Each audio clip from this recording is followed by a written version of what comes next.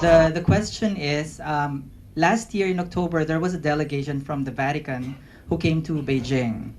And we keep hearing or seeing in the news that there will be like advancements in the relations between Beijing and the Vatican. But are there actually advancements in the relations that's going to happen soon? Or particularly like, will there be now bishop appointments in China? Or maybe more specifically, will the Pope be actually be coming to China in his lifetime? First of all, I'm not a Vatican official, so I don't know what is the situation with the diplomatic relations. For the bishop appointments, actually there is some kind of big misunderstanding. Since 20 years, past 20 years or so, with some exceptions during some periods of time, I wouldn't go into details because it's too complicated, there has been an agreement for joint appointment of bishops. And this agreement, in a way, had a theoretical premise in with the 2007 Party Congress, because in the 2007 Party Congress there was a fair long paragraph which maintained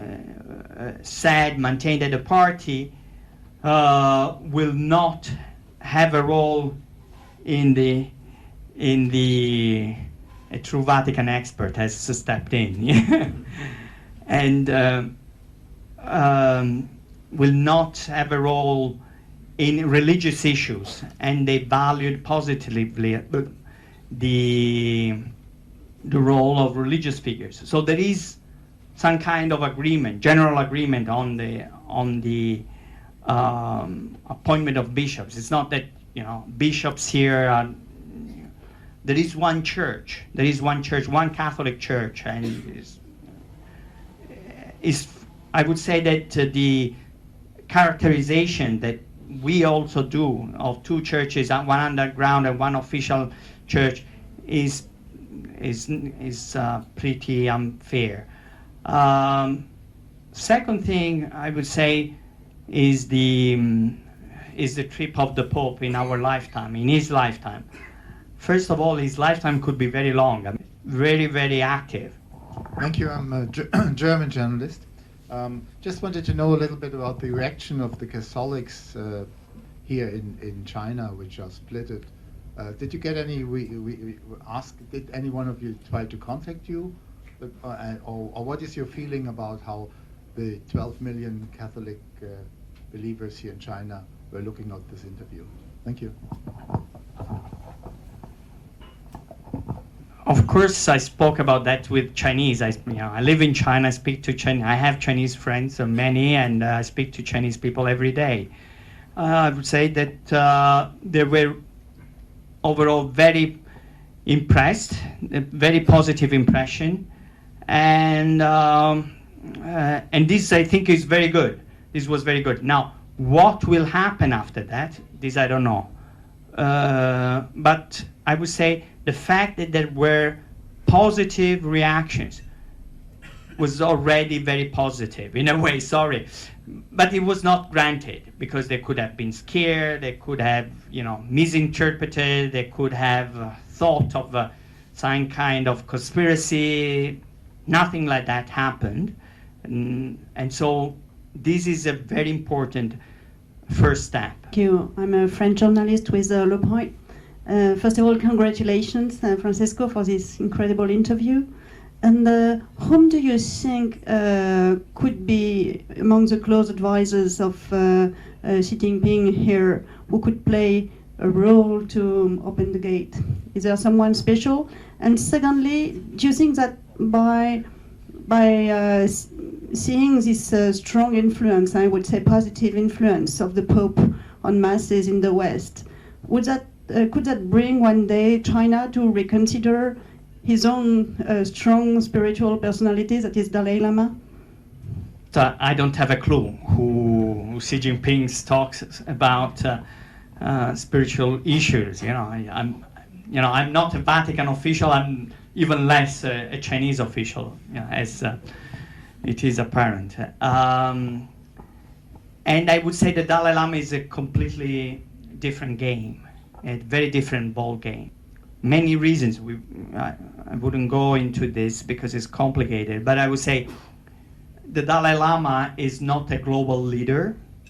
Even less is very controversial in China because the territorial issues which don't touch on the Catholics. The Catholics don't have any claim on any particular piece of territory. It's not like they want, I say, Baoting to be independent or to have a larger autonomy from China. And then there is no Catholic claim in this thing.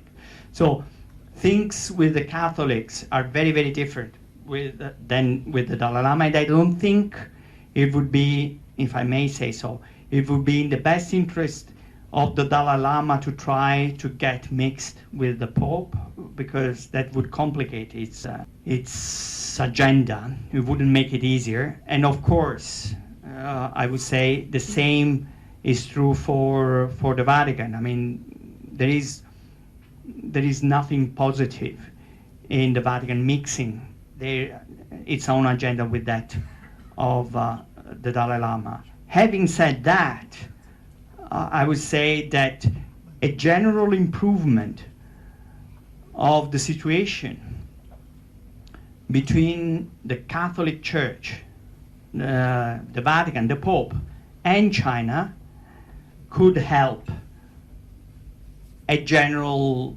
atmosphere in China for freedom and both say of human rights, if you want, and spiritual freedom. Let me ask you a question and then make a statement. The first question is, how often the Vatican will arrange such an interview, such as yours? Never. Never. Okay, that's very good. I'm the guy who added you in my WeChat hours ago. Thank you. My name's Ted Chen. I'm working for a consulting firm, not political, not religion, but I'm interested in the relationship between Vatican and China.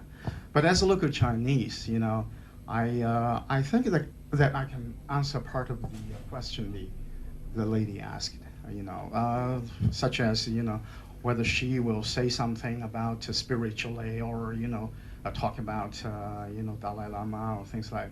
I'm not sure that. I'm sure they were not going to bring up this, you know, subject from Chinese side.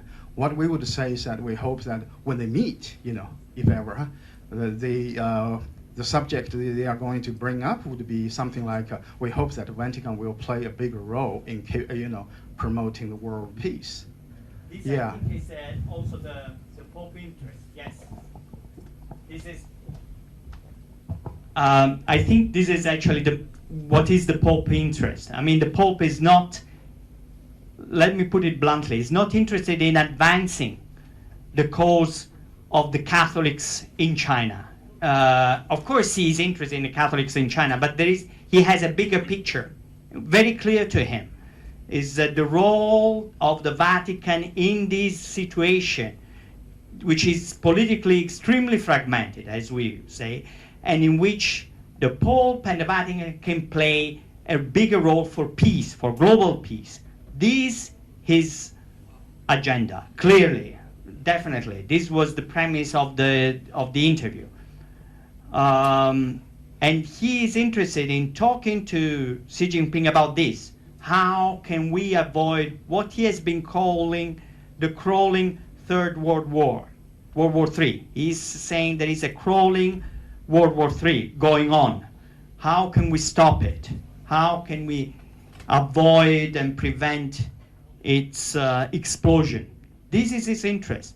So if it's not his interest, in a way, to put it very, very bluntly and undiplomatically, to advance the cause of the Catholics, is even less interested in advancing the roles of the Buddhists or whoever. He's very interested in the world peace. He's not interested in converting people. He's telling his own priests, don't try to convert anybody. This was, for instance, one of the premises of the meeting with Patriarch Kirill. They said, we don't want any conversion. We don't want conversion. He wants better, greater peace. This is his own agenda. In this sense, I think, if I can put it bluntly, there is an objective interest of Xi Jinping to meet the Pope, because he's the big player. He is the big player. Is the biggest player, if I may say so, now in the world. So the Pope is willing to meet Xi Jinping, and I would say that it would be a big mistake if Xi Jinping didn't meet this the biggest player in the world. I'm a student in major of the Italian language, and I have two questions. The first, the Pope, before being elected, is a Jesuit. Do you think he is trying to repair or rebuild a good relation with the Chinese authority as Matteo Ricci did? And then the second, in your opinion, the diplomatic relation between Vatican and China and more space to propaganda of faith, which is more important to the Pope? Propaganda della fede. See, which is more important to the Pope, or which problem should be solved first? I don't think he's interested in spreading the Catholic faith. I mean, it's not the it's not his number one intention with China. You know, it's not having more people converted to Catholicism in China. He sees there is a big problem in peace, in global peace, and during this interview, he didn't speak about Catholics. He didn't speak about any religions. He spoke about the wounds of the Chinese common people that the Chinese common people experienced in the past decades, with the Great Leap Forward, the Cultural Revolution, the one-child policy, which are things that are tearing apart the souls of many Chinese. This is very important, I think, to him, and he sees it is very important. And the second, perhaps even more important, is the fact that there is a huge concern in China and outside China about the rise of China, the development of China. So this is his big concern. The rest, I think, is secondary. And to try to put it into diplomatic relations is, I would say, a misunderstanding. Have you perceived dissatisfaction in the Vatican toward the role that Hong Kong has played so far in helping Vatican approaching China? I think there was one specific sentence. Of course, I had to go through every sentence of in very detail. There was one specific sentence, actually a couple of lines, which referred or were backed up by an interview that Cardinal Tong from Hong Kong saying, and which had been before a very controversial issue. And Cardinal Tong said in a statement a few weeks ago that maybe 1 month or less than 2 months ago, I would say, that the church, the Catholic Church in China, has to be open to be Sinicide, to become more Chinese, And the Pope said the church is open to different culture, is very open to different culture. We are open to become very Chinese. So I think there is, the Pope is very careful about what Hong Kong or the Catholics are saying, but there are a lot of people in the Chinese Catholic community which back up this new role of the Pope. Of course, this is what you are driving at, and I'm getting to you, is that there are also opinions in the Catholic Church, in Rome and outside Rome, which think that the Vatican should have been more militant about the Catholic Church in China, more militant against the Chinese regime. But I think with these statements, with these recent statements, the Pope has managed to overcome, to go beyond these objections, changing the game, changing totally the game. We are not speaking about the Catholic Church and its needs. We are speaking about the needs of the common Chinese people, 99% of whom are not Catholics, and of the world, which in the majority are not Catholics either, all of them very concerned about the rise of China. So my name is Xiaofeng, I'm local Chinese. It's really a great privilege to be able to meet the Pope in person. So my question is, you were talking about the fact that the Pope is a very easygoing guy, he's a very amazing guy. So what kind of differences do you think in terms of the personal features that are existing between the current Pope Francis and his predecessor? What kind of impact do you think that these differences and his personal features can make and will make on the role that the Vatican can play in the world? Thank you. I'm a realist, but also a structuralist, I would say. I believe in structures. I don't believe the role of personalities can change things. Of course, there is an influence, but I wouldn't underestimate it. So I think with this opening of the Pope, with or without Francis, with or without this Pope, the role of the Vatican as peacemaker, global peacemaker, is set unless the international situations radically changes, which I don't think is going to happen in the next decades. So I think this is the most important thing. He had the intuition and the capacity to push for this change, but it will be impossible for his successors, whenever they are to step out of that. So this is the most important thing. It's not just personal. It's not just Francis. Other popes will have other personalities in the future, but unless the international order will change, nothing will change the role of the Vatican. Thank you. My name is John. I have a simple question and a complex question. The first question is, do you see any signs of the Vatican getting involved in the Korean Peninsula? And the second question, I mean, I'm not a Catholic as well, but my sense of Pope Francis that he's trying to be Christ-like on the planet Earth. In the sense, he's trying to be a Christian as opposed to be a Pope.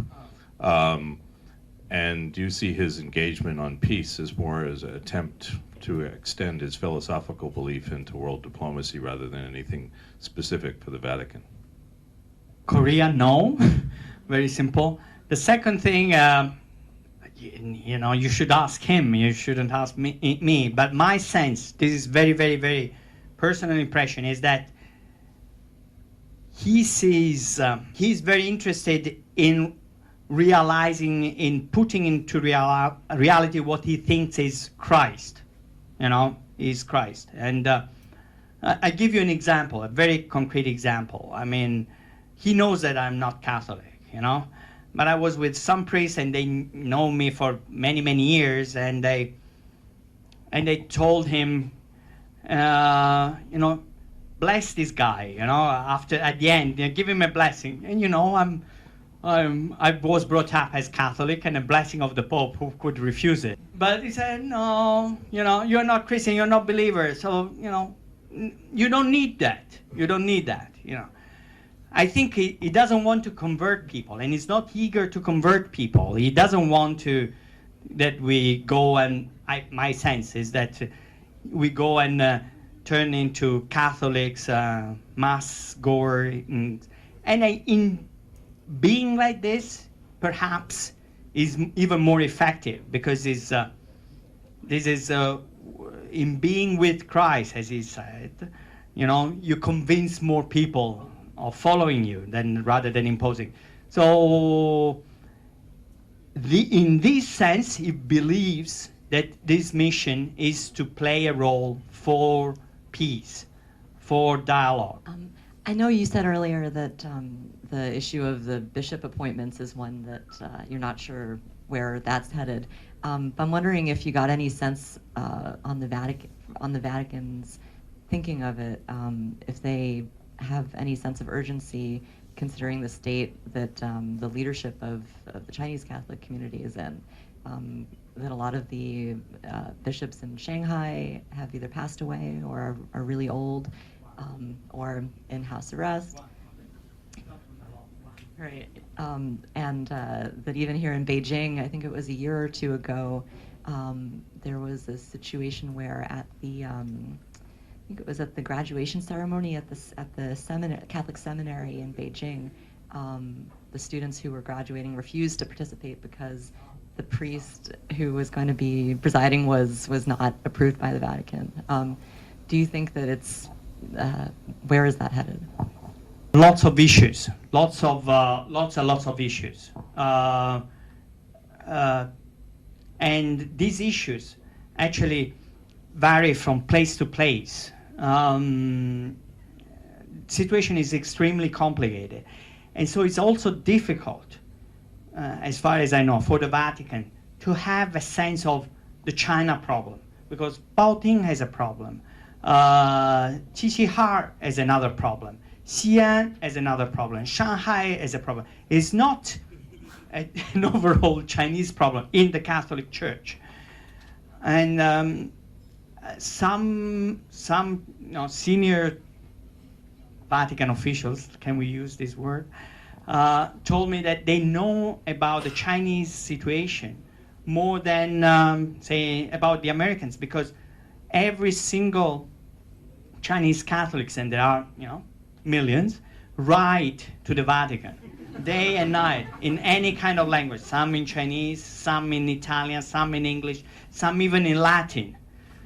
And so they are flooded with information. But too much information, as we know as journalists, means less information. Too much light blinds more than the dark, right?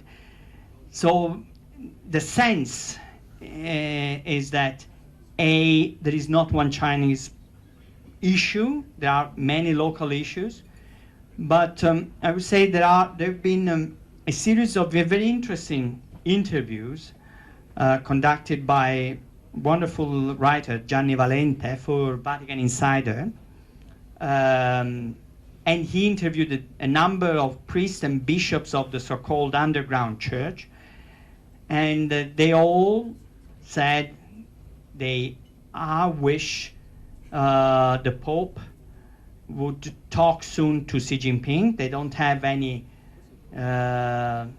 against it, and unlike something that is said, and all of them said they fully trust the Pope.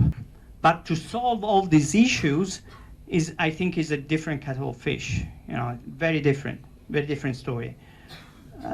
Because there's not one, it is my sense at least, it's not one issue, big issue. There are lots of small, for instance, in the Catholic Church, if you are a priest of the diocese of Beijing, you cannot leave Beijing and go and preach to Xi'an. This is forbidden. But this is very common in China, that you are appointed a priest in Beijing and then you fly over to Kunming. Without bishop's approval, in theory, according to the Catholic Church, you should be approved both by the Bishop of Xi'an and the Bishop of Kunming. Many times this doesn't happen. And this doesn't happen not because the Communist Party is bad, but because some priests, I don't know. It is very, very complex. Having said that, the Pope, I think, didn't want to touch on this issue, rightly so, because it's so complex and it is so, it cannot be solved with an overall statement, obey and follow the orders of your bishops. I don't know, is because this should be the church in the first place. And this is a different ball game, a different game altogether. Michael again from California. I work here in China in finance. I know there's a lot of journalists here who are very interested in your expertise. And as a Catholic who will probably have to go to confession tomorrow because of the amount of envy I have for you meeting the Pope, I'm more interested in just your overall experience from arriving at the Vatican and the whole process of just like you mentioned, even just how afterwards he wanted to bless you. Can you talk a little bit about that experience? Maybe how you got the interview to begin with, because those are just a lot of things I have on my mind. Thank you. Going to the Vatican is I went to the Vatican many times, over the past almost 20 years. I wanted to talk. I was interested as a journalist. I was very, because we have here an institution with let's put it in this way, the pillar and the spiritual center of Western civilization and the continuity of Western civilization for 2,000 years. And we have an institution, China, and the Communist Party, which is the continuity, let's face it, of the imperial system for more than 2,000 years. Roughly, we have, and then we have also, so we have both the continuity and also the size. We have 1.4 billion people here, 1.2 billion people there. So I was interested from this angle. So it's not really religious angle. And I talked to them, being in Italian, I talked to them and I wrote about this issue for many, many years. And I know they read my articles for many, many years, and I went to talk to them. They called me and they wanted to talk to me.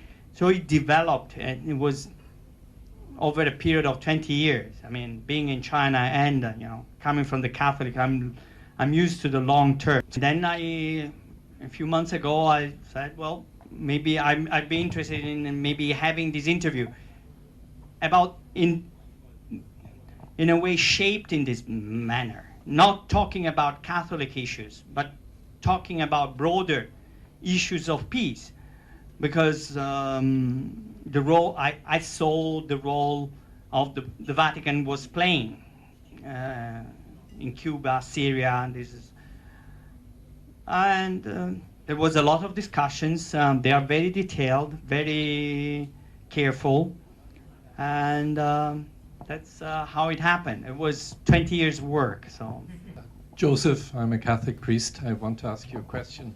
I'm very impressed by the broad brushstrokes of your analysis. It sounds very fresh and very interesting.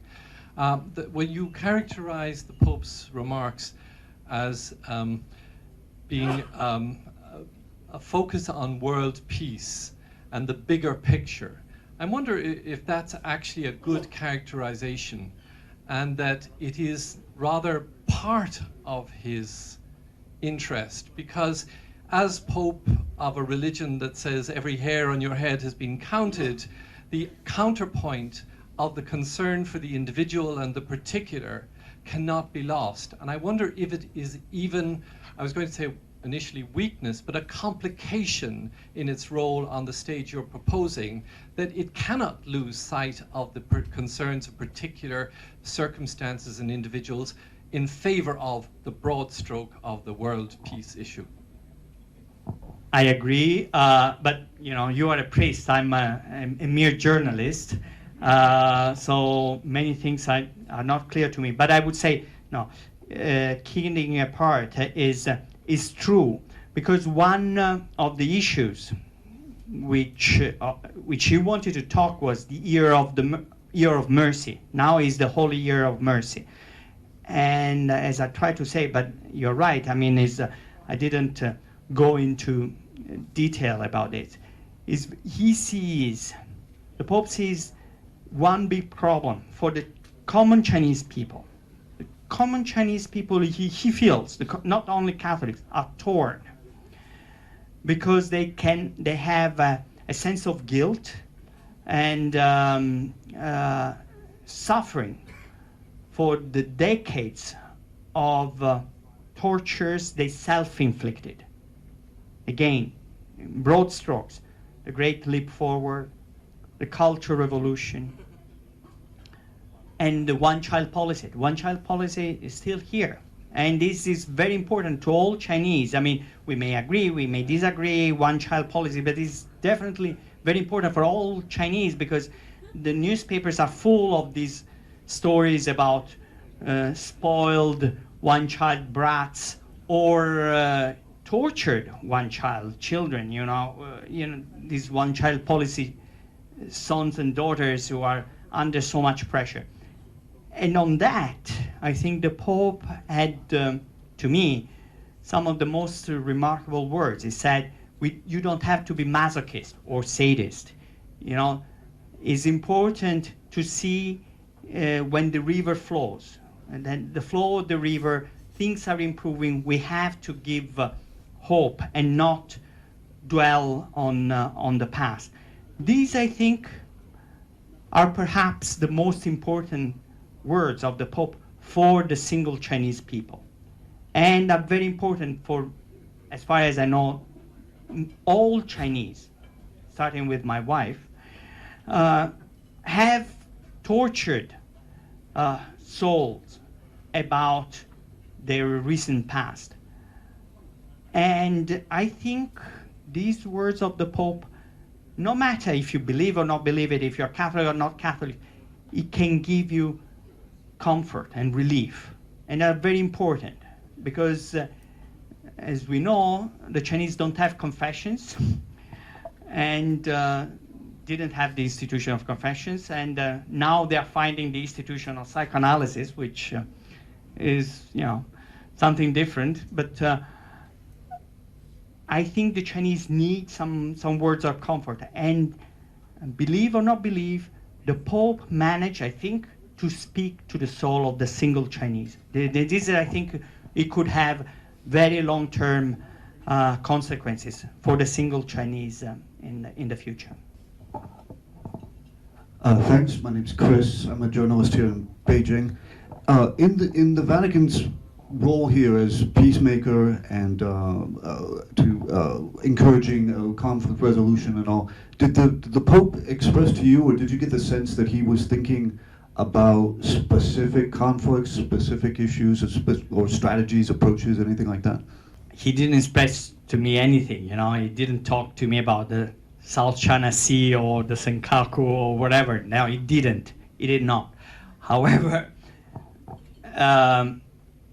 I think that from the moves that the Vatican played, Cuba, it was very specific, very concrete, and Syria, also, although with very little result, very concrete. They had, and also with Kirill, they spoke about Ukraine, and we know that it's this embrace is very important because Ukraine is split in two. One is Orthodox and the other one is Catholic.